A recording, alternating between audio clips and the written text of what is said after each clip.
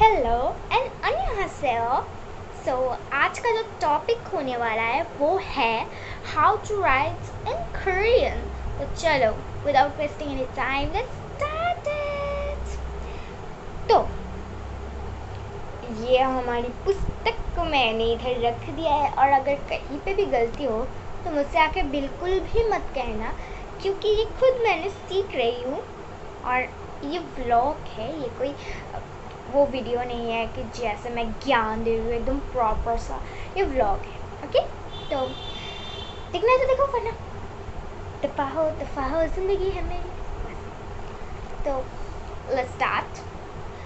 तो अगर आप हिंदी कहते हो, मतलब हिंदी में बात करते हो, तो आपको मतलब कोरियन में सेंटेंस बनाना बहुत ज़्यादा इजी हो जाएगा, क्योंकि हिंदी का जो स्ट्रक्चर है, कोरियन का जो स्ट्रक्चर है वो सेम है।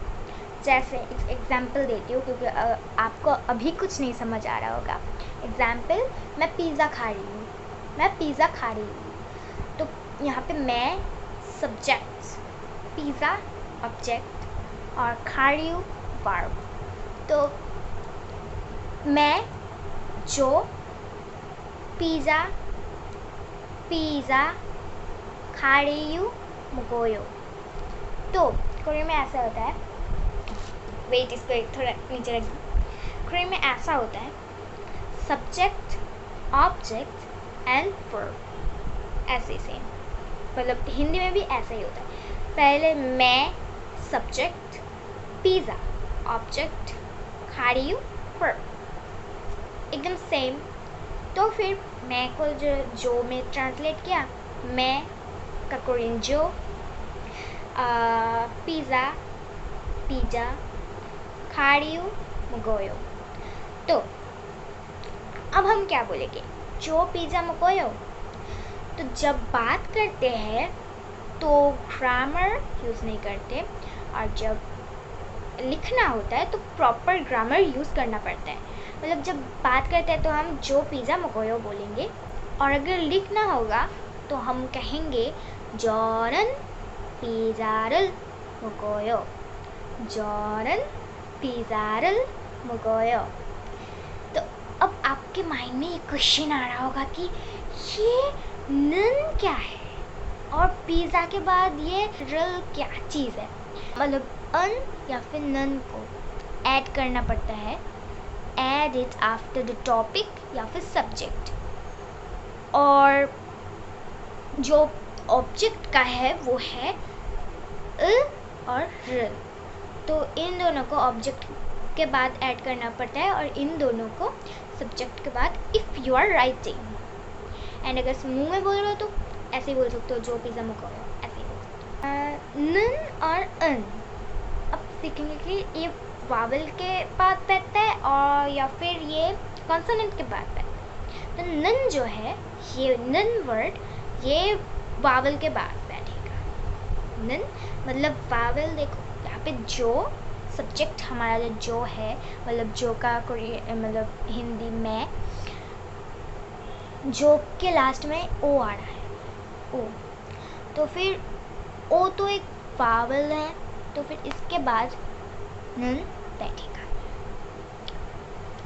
और अगर कॉन्सोनेंट हुआ, जैसे कुछ भी कॉन्सोनेंट हुआ वैसे, उसके बाद अन बैठेगा, अन, ओके। और अभी हम जाएंगे पिज़्ज़ा를 और अन को क्लियर करें। तो चलो, तो रिल ऑब्जेक्ट के बाद when the object end with vowel, रिल बैठेगा जब एक ऑब्जेक्ट वावल के साथ एंड होगा, और इल बैठेगा जब एक ऑब्जेक्ट कॉन्सोनेंट के साथ खत्म होगा।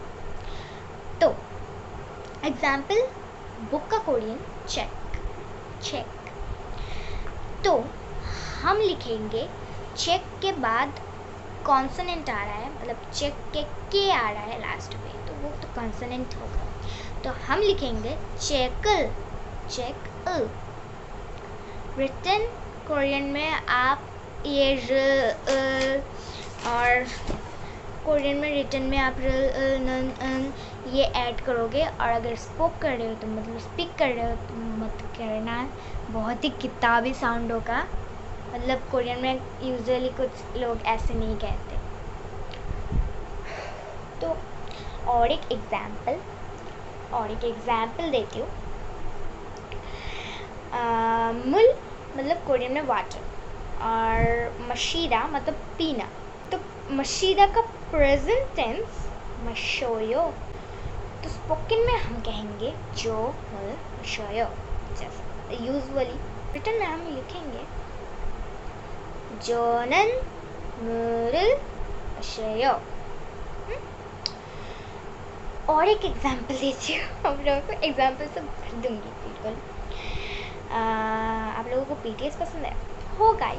BTS तो मतलब मेरी जो देखते हैं वीडियोस, मेरा यूट्यूब पे पूरा वीडियो BTS के ही बड़ा हुआ है। BTS के बहुत सारे, अब BTS ब्लैकपिंक यही यूट्यूब चैनल में, मेरा यूट्यूब चैनल ही खुद इस BTS ब्लैकपिंक के टॉपिक के बारे में है, तो मुझे तो बहुत पसंद है।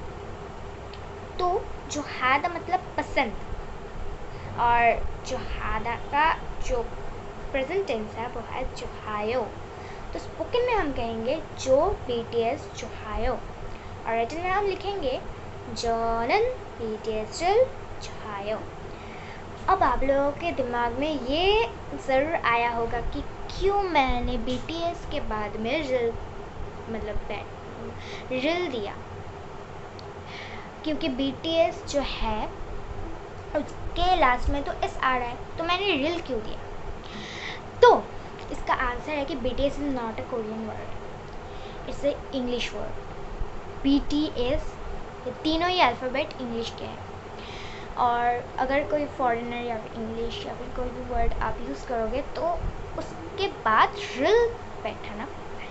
अगर आप रिटर्न करें रिल बैठाना पड़ेगा। तो यही था बहुत इजी सा एक चीज़ जो कि आप रिटन में लिख सकते हो। अब आपको मैं आशा करती हूँ कि अब आपको कोई दिक्कत नहीं होगी कोरियन लिखने में। मैं जितना समझा पाई मैंने समझाया, मतलब मैंने पूरी कोशिश की अपनी। तो अन्या।